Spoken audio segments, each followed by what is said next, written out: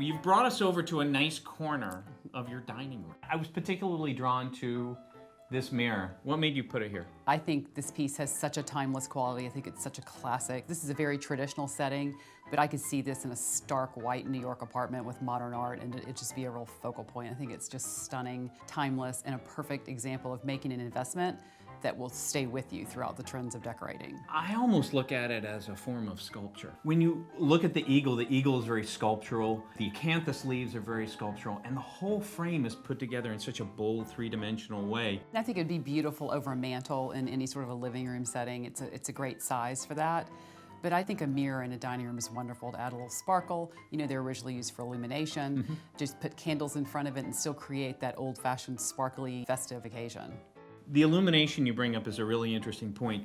And as we look at this particular mirror, for antiques people like myself, we want it to be original. But the mirror plate on this is losing some silvering. Does that make any difference to you? I say no unless you're using it in a powder bath or in a bathroom where you need to see yourself. If it's in a living room or a bedroom or a dining room, absolutely not, don't touch it. That's a really interesting point, because here we don't need illumination anymore, and it's here just to look pretty. So what would you say is the value of a piece like this? Wow, it's a really nice mirror. Thank and you. I would expect in a retail environment, you would be looking at around $15,000. Wow.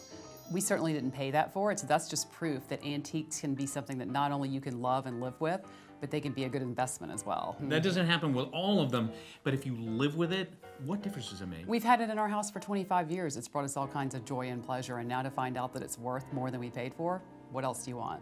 You are way ahead of the game.